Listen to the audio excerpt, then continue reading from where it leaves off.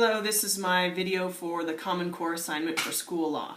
I teach high school biology in Centennial, Colorado, big 5A public school. So my discussion will be a little bit different because Common Core standards don't apply to science. However, Colorado did adopt new academic standards beginning in 2009-2010 for science, so I'll discuss specifically the transition with those new standards. I looked at our school webpage and I found kind of a great flow chart for the past 4 or 5 years of transition. I'm actually going to paste it in the comment section below the video because I think it's a really great resource for our community and might be for other school districts as well. The district said that, beginning in 2010 they called the year of awareness, and they really just emphasized becoming familiar with the new standards and maybe just identifying changes between what we were already doing and the new requirements. So I remember just kind of as a department looking at the new chart, the new format, sort of how complex the wording was, but that was really the extent of it, just the beginning of a conversation. 2011, 2012, they called years of transition, so they encouraged us to continue doing what we were doing, but start to think about changes and new lessons or ideas that we might need to incorporate in order to meet all of the requirements.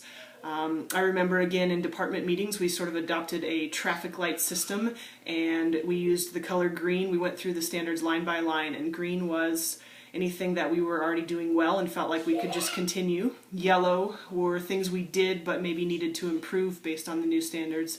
And red were topics that we didn't cover at all and that we would need to really focus on.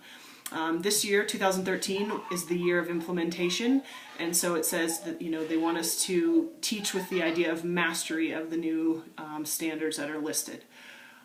At my school, honestly, we've been teaching in sort of teams for the past 20 years. I've been there 13, but I know they've taught in teams as long as I can possibly remember, so we've always given common tests, assessments, met with subject level grade meetings monthly, and just tried to teach the same thing predominantly in our classes. So a lot of what we already did, we felt we did well and didn't need to change.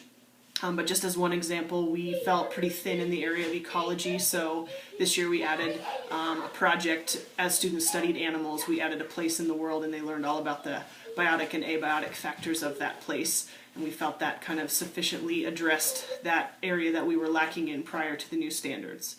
The district has labeled 2014 and beyond, kind of like Buzz Lightyear, years of transformation. So it says just they want kind of a cycle of continuous improvement with teaching and learning.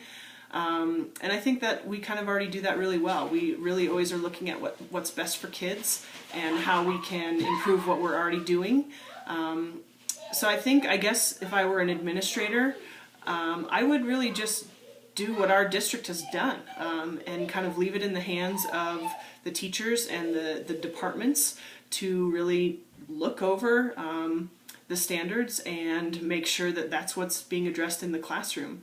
Ultimately, we have to give a new test this coming fall called the PARCC test. I think that might be a national test for 12th graders in science, and that will be really a good indication of what we're doing well and what we're not.